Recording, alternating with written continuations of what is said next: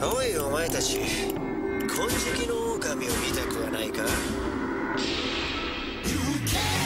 は欲望に取りつかれた人間たちを食い尽くす魔獣ホラーと戦う魔界騎士の物語だ。こんなにハイクオリティなドラマ、めったにお目にかかれるもんじゃないぜ。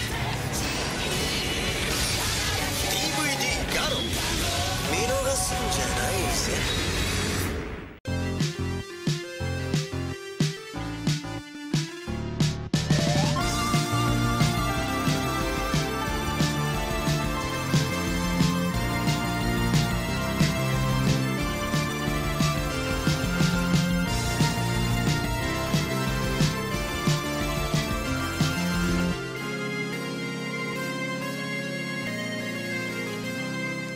Salut à tous et bienvenue dans Tokuscope, votre émission sur la science-fiction japonaise et le tokusatsu. Comment ça va mon cher Jordan? Bah écoute, ça va très bien, hein. Bon, j'ai vu le sujet, bon...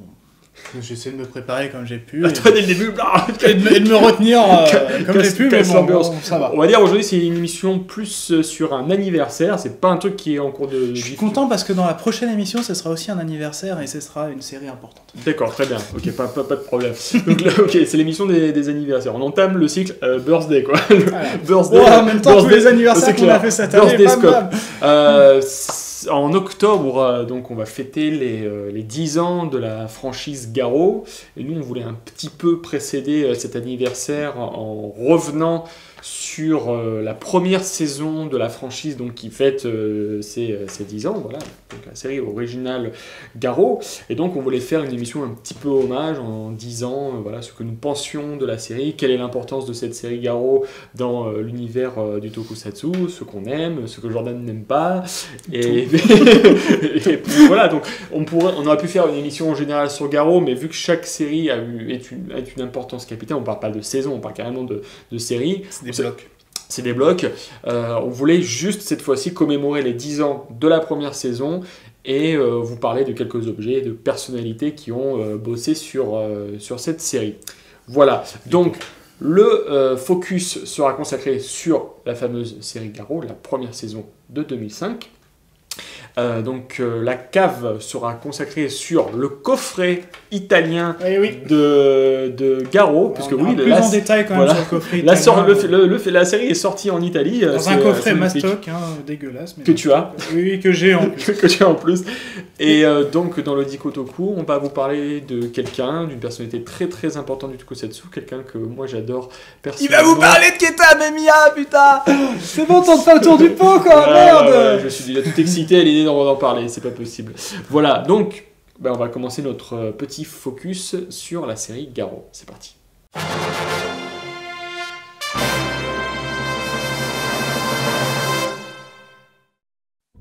Where there is light, shadows lurk and fear reigns.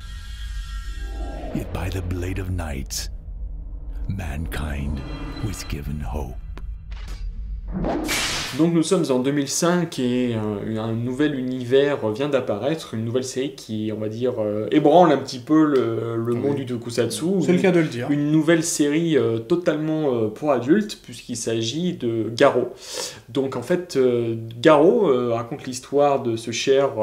Kuga Seijima, qui est en fait un chevalier Makai. Alors, les chevaliers Makai, on va dire, c'est un ordre millénaire de chevaliers qui sont censés protéger les humains contre les aurores. Les aurores, c'est des monstres qui prennent possession des humains et qui se nourrissent en fait des mauvais sentiments des humains. Et donc, dans cette première saison, donc, on fait connaissance avec Kuga, qui doit arrêter toute une légion d'aurores. Légion de gamins. Non, rien à voir. Okay. Ainsi qu'un méchant qui se tapit dans l'ombre, une espèce de... Bernard Arrête bordel. Un peu de respect pour Garo. Et en parallèle, il rencontre une jeune fille, une jeune dessinatrice qui s'appelle Kaoru, qui est une illustratrice, une dessinatrice. Elle craque pour lui, il craque pour elle, même si effectivement on se la joue Spider-Man de Sam Raimi et la romance met des plombs avant de se mettre en place. Voilà, c'est on va dire l'exposition globale de la série. Garo, c'est une œuvre d'importance. C'est une œuvre qui est très très importante déjà dans sa fabrication, parce que c'est pas tourné déjà de la même manière que les séries de Ça se voit. tokusatsu traditionnelles. On n'est pas encore... Alors c'est encore une période en 2005, on n'est pas encore dans la HD. On est plutôt Ça se encore... voit. on est plus dans l'héritage du V-cinéma, quoi.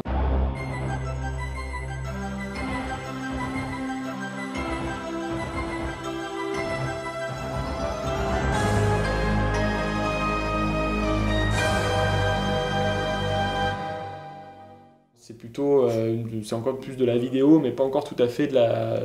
Vidéo de la- cheap, de- ça, de la- parce de la que le HD. cinéma, ça n'a rien à voir, ça a quand même une gueule. Oui, je suis d'accord, mais on n'est pas encore dans la HD, on n'est Bien pas, sûr, encore- non, on mais n'est pas bien encore, sûr. on n'est pas encore dans le 16-9 tel qu'on Bien l'a sûr, aujourd'hui. Ça, je suis d'accord avec toi. Et c'est vrai que c'est une série aussi qui a mis en avant le CGI, donc les effets numériques, de manière quand même assez importante. C'est quand même très en avant pour réaliser tout ce qui est essentiellement les séquences de combat, les séquences d'armure qui demandent on va dire, de détruire la gravité, quoi.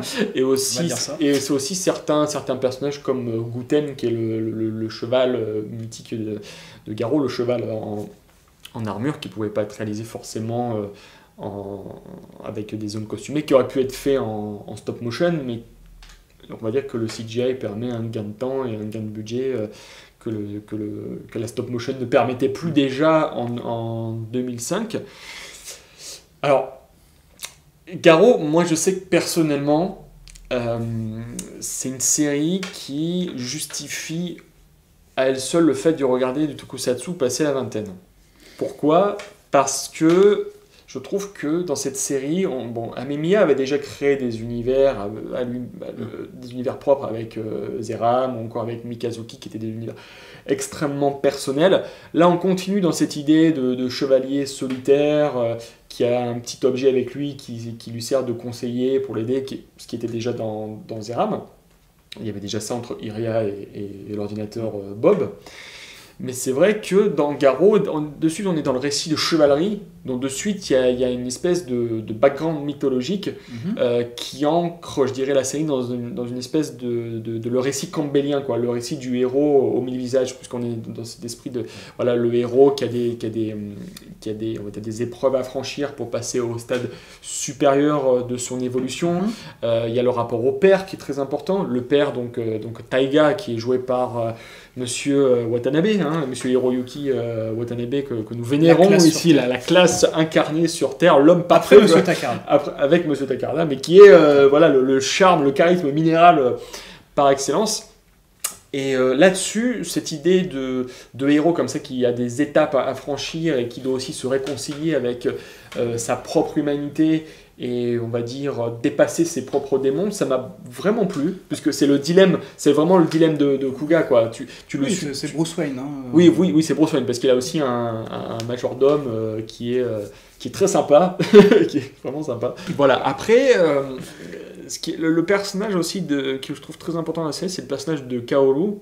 On dirait pas comme ça, parce que c'est vrai que c'est un petit peu la midinette toute mignonne qui attend le héros à la maison et qui est un petit peu passive, surtout qu'elle est quand même elle-même, on va dire, l'objet de la convoitise du méchant. Et ce qui me plaît beaucoup avec le personnage, spoiler, donc allez voir la série, plus on avance, plus on se rend compte qu'elle va devenir finalement la chroniqueuse de Kuga. Oui, non, mais... On va se rendre compte qu'elle va devenir, si tu veux, celle qui va transformer Kuga en légende. Et ça se voit dans le dernier épisode. Voilà. Ce qui m'a aussi plu, moi, dans Garou, qui me plaît dans la première saison en tout cas, c'est qu'on embrasse vraiment une esthétique de J-horror. On est vraiment dans une ambiance très urbaine de films d'horreur. Certains pourront penser à Ring, mais c'est un héritage qui est quand même beaucoup plus grand, beaucoup plus large que les fantômes à la Sadako. On est vraiment dans une ambiance tokyoïte, assez poisseuse, assez un petit peu nocturne, un petit peu pourri par moment, et je trouve qu'aucun autre tokusatsu, aucun autre univers n'offre cette vision-là, quoi. À part peut-être quelques Kamen Rider, effectivement, comme Kamen Rider Kuga, par exemple, ou d'autres œuvres de Amemiya. Et je trouve que cette saison-là, elle se suffit à elle-même. Je trouve. Tu vois, même par exemple le personnage de Zero, donc le personnage de Suzumi Yarei qui est joué par notre moitié de compatriote Refugita, c'est un personnage qui est intéressant parce que il sert de point de référence au héros par rapport à ce qu'il pourrait devenir ou ce qu'il pourrait pas devenir. Je trouve que c'est à la fois son adversaire, son alter ego, et il y a un respect mutuel entre les deux que je trouve intéressant. La dynamique fonctionne très bien.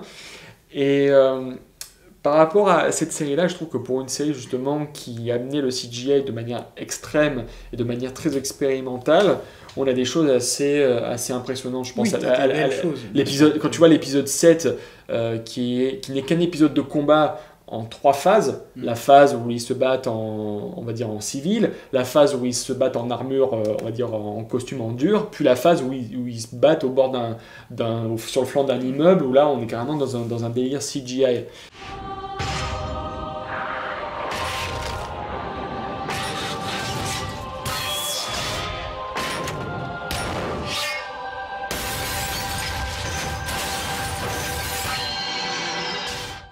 Je peux admettre volontiers que certains effets ont pris un sacré coup dans la tronche depuis 10 ans, mais il faut je pense que peu de séries ont expérimenté autant que cette saison-là, et ils se sont vraiment améliorés sur les séries suivantes. En même temps, c'était pas difficile de faire pire. Toi, je sais que pour moi c'est une œuvre capitale. S'il y avait eu que cette saison 1, j'aurais été comblé. Ils ont fait d'autres saisons, d'autres trucs après, mais s'ils avaient fait que cet univers-là, ça m'aurait plu, ça m'aurait suffi. Après, toi, je sais que tu es beaucoup plus réservé là-dessus. Je t'en prie. Moi, disons que pour moi, sur l'aspect technique, cette série, et je l'avoue et je l'assume totalement, pour moi, c'est un échec total.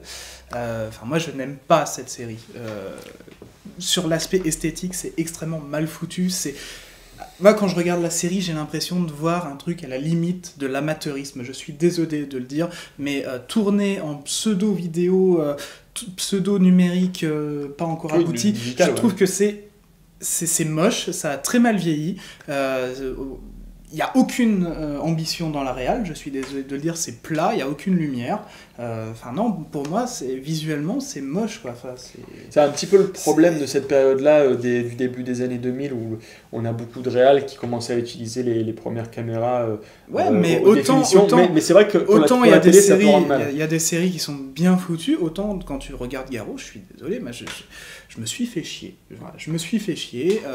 Il y a des épisodes qui n'avancent pas, où c'est juste des mecs qui se parlent pendant 20 minutes, en chant contre chant, tourné, comme je le dis, moi j'ai l'impression de voir un film de fin d'études, en fait, quand je vois Garou. Oh, t'es dur, là. C'est que... non, pour moi, c'est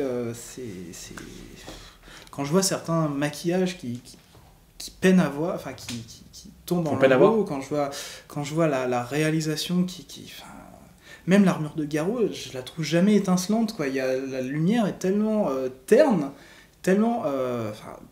non, pour moi, niveau réel, je te dis... Ça, c'est des choses qui s'amélioreront fondamentalement.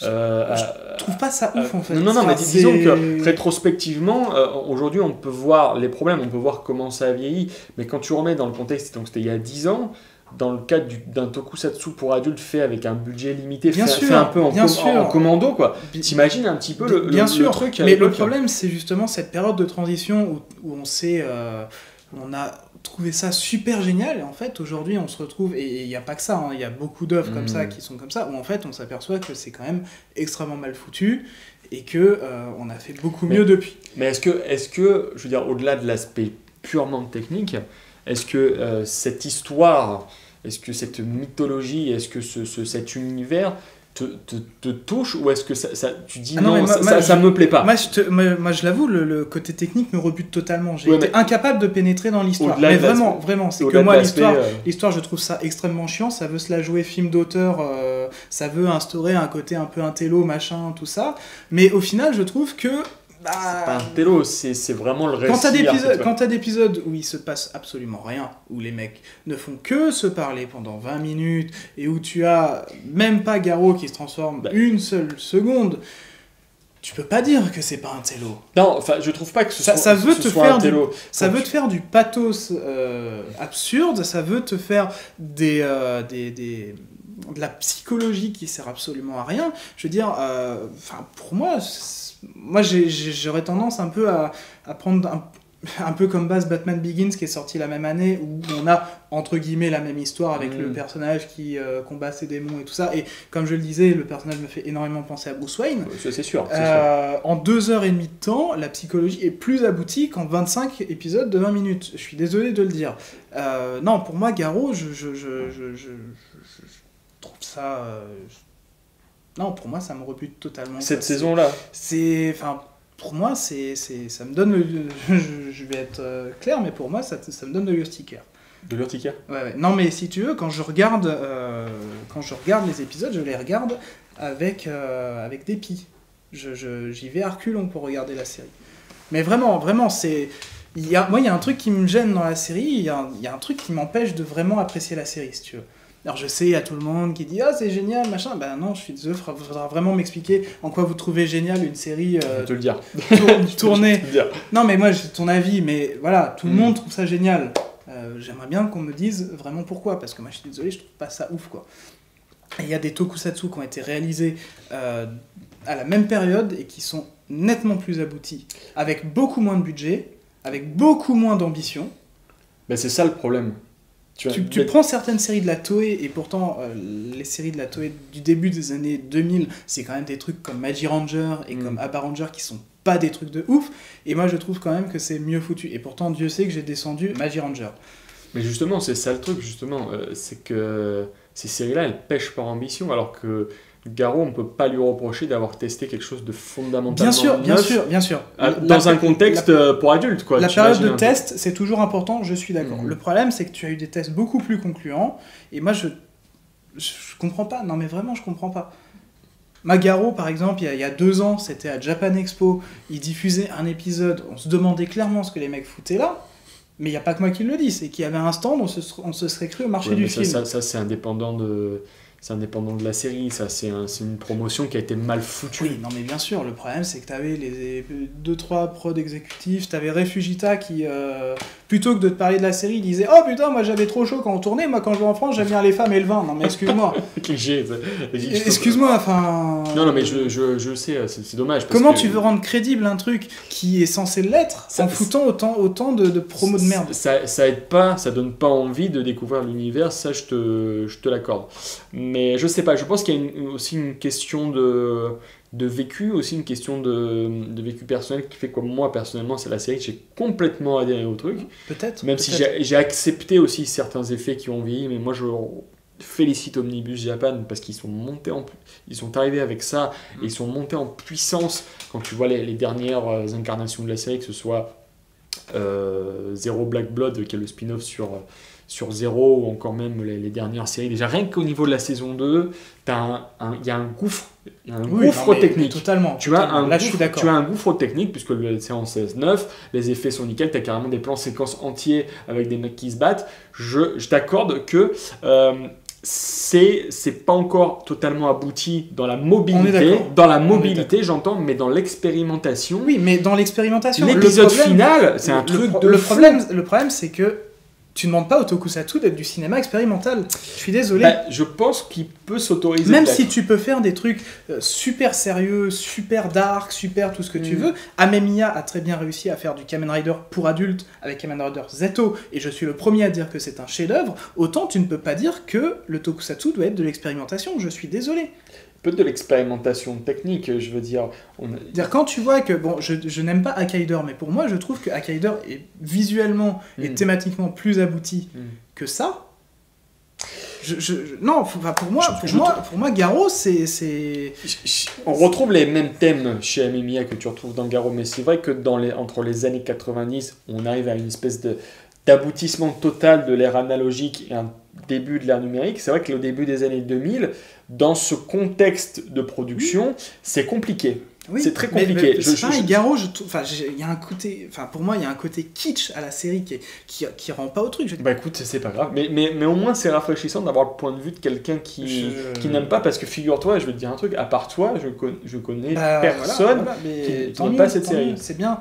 Les gens, ils aiment, s'ils veulent, c'est bien. Mais tu as de l'argument. Pour moi, ça me fait penser à un vieux drama taïwanais dégueulasse, et non, quoi. Non, c'est bien Taïwan. Oui, non, mais... tape-toi les dramas d'amour. Non, quand même, non. C'est un peu de la mauvaise foi quand même. Bref, on parle un peu du coffret. Ouais, allez, c'est bon, on a fini. C'est parti pour la Tokuki. Oh, comme tu m'as coupé la chic, là, tu m'as coupé. Tel Garou, tu m'as tranché en deux, quoi.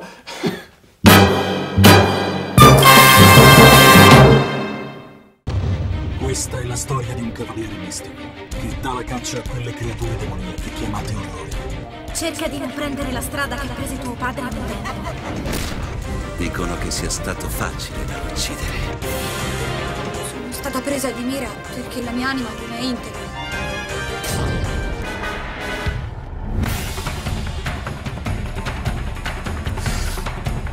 Garo, da martedì 29 maggio alle 9:30 di sera. Jordan, donc tu n'aimes pas la série, mais tu as le coffret. Et oui, parce que... Toi, t'es un mec qui est un archiviste, toi. Mais oui, moi j'achète tout et n'importe quoi. Il y a bien des amis qui nous font acheter ce genre de merde, hein, quand même, il se reconnaîtra. Voilà. Œuvre de patrimoine, on vous en reparlera plus tard. Donc, non, voilà, moi j'avais acheté la série Garo parce qu'elle était dispo pour pas cher sur Amazon quand je l'avais achetée. C'était l'époque où tu n'avais pas vu la série. Si, j'avais déjà vu 2-3 épisodes, j'avais jamais réellement accroché, mais je me suis dit, tiens, le coffret a l'air cool, il y a l'intégrale de la série en bonne définition pour le coup quand même. En 4 tiers. Ouais, c'est en 4 tiers, mais c'est toujours mieux que de trouver des fichiers ripés sur internet. Ah, c'est sûr. Du coup, je me suis dit, tiens, pourquoi pas l'acheter. Alors, du coup, donc, qu'est-ce qu'il y a dedans? Déjà, quand j'ai reçu le coffret, je me suis dit, c'est un peu de la merde quand même. Je veux dire, le coffret est sorti en 2008, donc à une époque où on commençait à avoir des éditions collector avec des digipacks, des machins. Je me suis dit, ok, alors les mecs, ils ont vendu un coffret en carton dégueulasse avec des boîtiers pourris. Déjà, je me suis dit, ok, déjà ça instaurait rien de bon. Alors déjà, ça prend énormément de place sur l'étagère, hein, bon, c'est un peu dommage. Mais passer outre le visuel rebootant, j'ai envie de dire, rebutant, merci. Non, franchement, la série est plutôt bien préservée pour le coup. Il y a 4 épisodes par disque, vous avez 7 disques, il y a 4 épisodes par disque, donc quand même, c'est pas trop compressé. Non, ça va. Donc ça, c'est pas un reproche qu'on peut faire.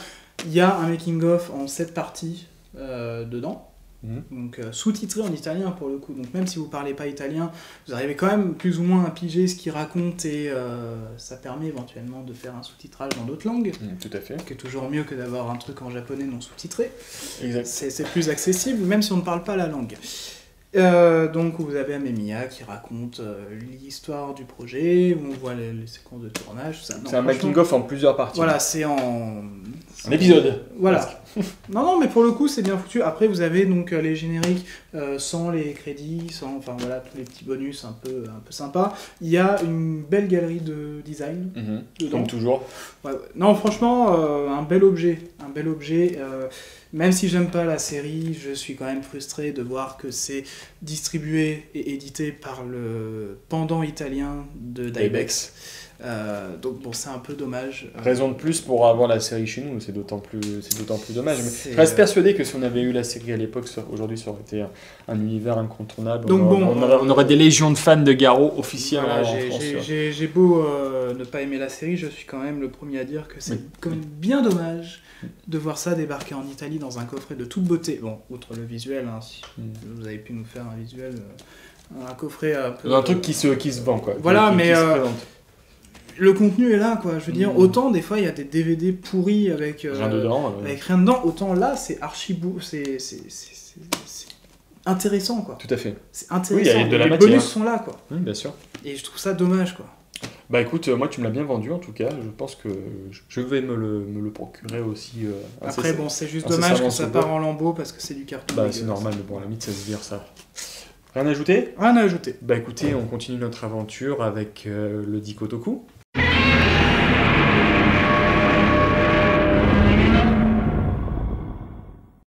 Alors mes amis, aujourd'hui on va parler de quelqu'un que je vénère moi personnellement, qui est... que j'aime bien par moment. Que tu aimes bien toi par moment, mais moi quelqu'un pour qui j'ai un respect total et absolu. Shinji Gucci. Pas aujourd'hui, on l'a déjà fait. Non, on va vous parler de Keita Amemiya, qui est une personnalité cruciale qui a joué un rôle crucial dans l'élaboration du tokusatsu de ces 30 dernières années. Ce serait très très difficile de résumer sa carrière dans l'ordre chronologique tellement il a fait tellement de choses, mais on va dire vulgairement que c'est un réalisateur, un producteur, un designer et un scénariste qui a bossé aussi bien au cinéma, à la télévision et sur les jeux vidéo. C'est quelqu'un qui donc, il est né en 1959. Et ce qui est fascinant avec Amemiya, c'est qu'il a aussi bien bossé sur des franchises Toei et autres, tout en créant lui-même ses propres univers. En termes de franchise, il a bossé sur de Sentai en tant que réalisateur et designer, et c'est lui qui était, entre guillemets, le showrunner sur Jetman.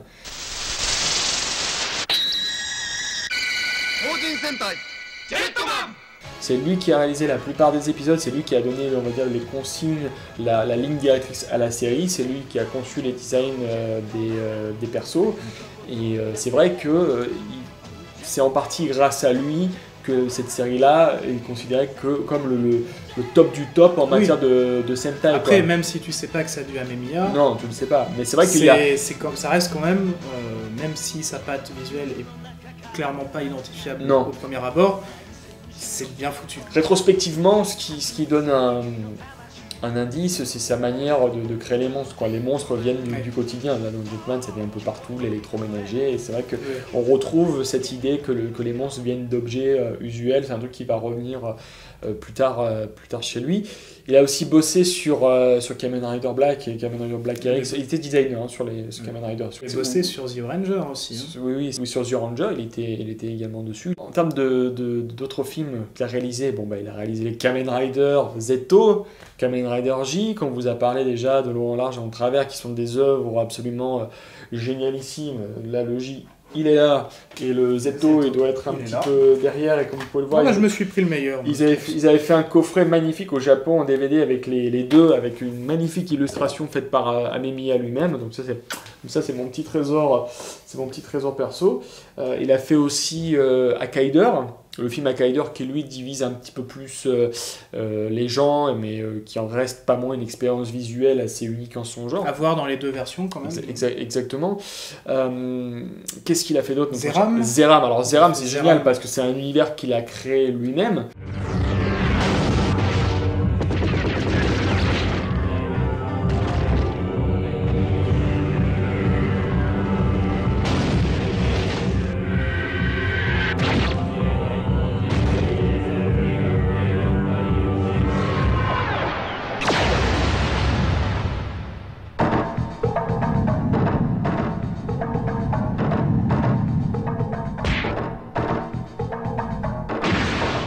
À voir seulement le premier. Voilà, pour le 2, moi je suis un petit peu plus réservé aussi. Donc on a Zeram 1, Zeram 2 et Iria, donc la série d'animation qui est dérivée de l'univers.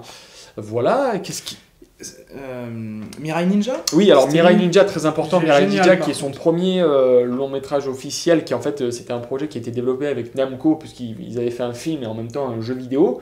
En parlant de jeu vidéo, il a aussi bossé sur un jeu qui est génial sur Super NES qui s'appelle Agane.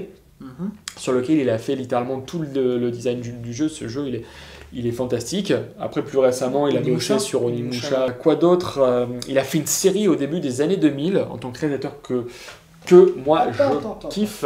On va pas tout casser.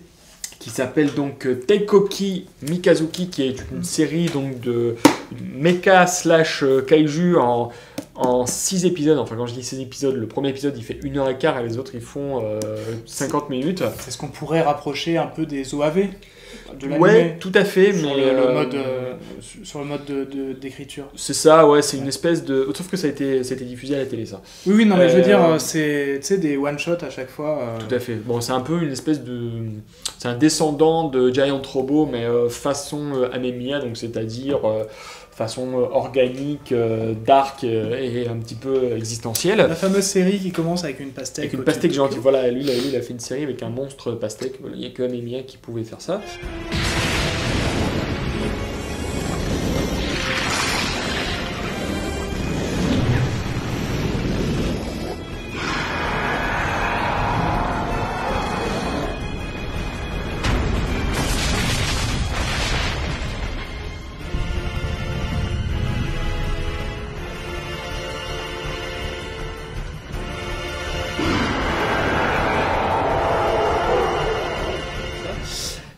on va dire que, outre ça, il a aussi celui qui a créé Garou, quoi. Hein, c'est lui qui. Mais avant ça, il devait faire autre chose aussi. Alors vas-y. Puisqu'il devait à la base réaliser Godzilla Final Wars. Enfin, il était plus ou moins pressenti. Alors, je pense pas que ce soit le scénar final, parce que quand on voit le film final, on a du mal à voir Amemiya là-dedans, même si le Monster X est clairement une création d'Amemiya, ou du moins d'un de ses disciples. Ouais, ça reste dans cet esprit, on va dire, biomécanique des ténèbres. Voilà. Non, mais après, moi j'ai eu la chance de le rencontrer très rapidement l'été dernier quand je suis allé au press event de Garou Goldstorm. C'est-à-dire le mois dernier. C'est-à-dire, voilà, donc excusez-moi, je me la pète. Non, c'était il y a 2 mois. Mais non, c'est quelqu'un que je trouve assez fascinant, qui expérimente toujours. Moi, des fois, il me fait un petit peu penser à Sam Raimi dans ses premiers films, dans les expérimentations au niveau de la caméra ou de déplacement de caméra. Et c'est quelqu'un qui a touché à tout. C'est pour ça que j'aime pas trop. Peut-être. C'est peut-être pour ça que moi j'aime. Et c'est quelqu'un qui a touché à tous les types d'effets spéciaux, parce que le mec il a aussi bien fait de la stop motion, que du sweet motion, que de la maquette, que des effets numériques, avec des fortunes diverses et variées bien sûr, mais c'est quelqu'un qui aura tout touché et qui aura à mon avis bâti l'esthétique, on va dire adulte du tokusatsu tel qu'on le conçoit aujourd'hui. Et je me rends compte, moi à titre personnel, je raconte ma vie, que c'est peut-être le premier cinéaste auquel j'ai été exposé de manière indirecte, parce que quand tu vois Jiban, il a conçu le design, et quand tu te prends Jiban dans la tronche quand t'es gamin, tu hallucines par ce héros là, quoi, par la tenue, enfin le design, le costume.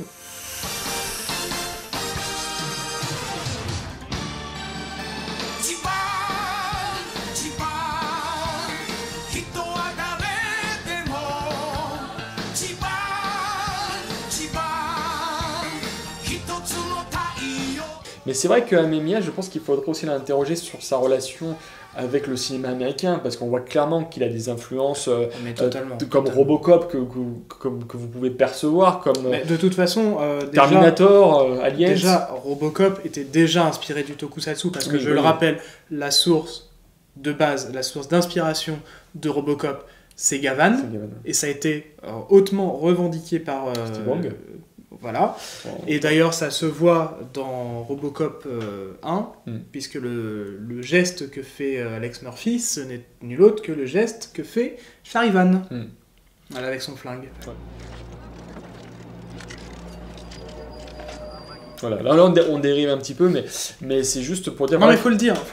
Que Amemiya aussi, c'est un enfant de cette époque-là, où les réalisateurs japonais, comme Kazuki Omori, le réalisateur de Godzilla contre Violente, où il y avait un regard sur le cinéma américain moderne, des mecs comme James Cameron ou Verhoeven, où il y avait cette volonté à la fois d'assimiler justement l'aspect biomécanique de ces films-là. De toute façon, ça se voit. Ça se voit, et de les restituer, mais dans une sensibilité japonaise. Ce qui ne veut pas forcément dire que les mecs sont des copieurs ou des plagieurs, mais quand vous voyez Zeram 1, c'est clairement le Terminator 1 de Amemiya. Ouais. C'est clairement fait dans le même esprit, dans la même économie, dans la même manière de gérer les effets spéciaux. Et c'est une bonne chose, c'est pas une mauvaise chose.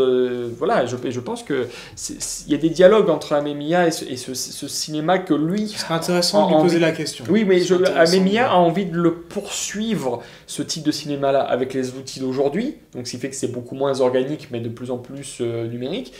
Mais il a envie de continuer là-dessus. C'est quelqu'un qui n'a jamais tranché... c'est quelqu'un qui n'a jamais voulu abandonner l'aspect profondément noir et ténébreux de ses œuvres, même si c'est devenu effectivement de plus en plus digital et de moins en moins organique. Alors quand vous voyez les séries comme Jetman, vous voyez les monstres qui transpirent, qui suintent, qui expulsent des liquides, on voit clairement que ça vient de lui. En même temps, c'était un peu le délire des années 90 aussi, parce que tu avais beaucoup de personnages suintants dans les années 90. Même dans Mega Ranger, tu en as aussi. Même dans les Godzilla aussi, Violente et dans le même esprit. Et Destroya aussi, par exemple. Tout à fait. Même le monstre je pense au monstre de Gogo 5 contre Gingaman. C'est le même délire avec des structures un peu plus organique, liquide, liquide, poisseuse. pâteuse, tout ça, c'est vrai que c'était quelque chose qui tranchait avec l'aspect très plastoc, disons très caoutchouc des précédents monstres. Ce que les séries ont perdu en cruauté, elles ont gagné en aspect, on va dire, organique. Quoi. Vous regardez une série comme Maskman, vous hallucinez par la qualité et la beauté des monstres qui sont magnifiques. Hein, je veux dire, c'est hallucinant. Il y aurait plein de trucs à dire sur Amemiya. On reviendra sur Zeram notamment, qui est un univers qui mérite qu'on en parle, mais pareil, Zeram a un mélange toujours on va dire de culture japonaise façon samouraï en termes d'esthétique et de monstres, on va dire beaucoup plus progressistes, mais ça on en reviendra dans le détail. On abordera les autres univers de Monsieur Amemiya, donc moi je pourrais en parler pendant des heures, mais là on vous a fait un résumé déjà quand même assez conséquent, donc on va arrêter là-dessus. Une très bonne introduction. Voilà. Qu'est-ce qu'on a ajouté sur... écoutez, Garou fête ses 10 ans, youpi youpla boum. Voilà. Moi j'adore, Jordan n'aime pas. Et je l'assume. Et on s'apprécie quand même, on s'adore quand même, hein, la cohabitation fonctionne toujours. Dites-nous, vous, votre avis sur Garou dans les commentaires, ce que vous aimez, ce que vous n'aimez pas, quelle saison vous préférez ou quel film vous préférez. Donc voilà, écoutez, merci toujours pour votre fidélité, votre amour. Vous pouvez toujours nous suivre sur le YouTube de Cinefuzz, le site de Cinefuzz, le blog de Tokuscope, le Facebook de Tokuscope, le Twitter de Tokuscope, la page Tipeee de Cinefuzz. Et donc, encore une fois, c'est moi qui choisis le générique de fin aujourd'hui, puisqu'on se quitte avec la chanson de Hironobu Kageyama, donc le générique d'ouverture de la première saison de Garou, qui est un putain de chef-d'œuvre que j'adore. Et en même temps, c'est du Kageyama. Donc oui, forcément, c'est génial. Voilà, donc en tout cas, prenez soin de vous et transmutez-vous.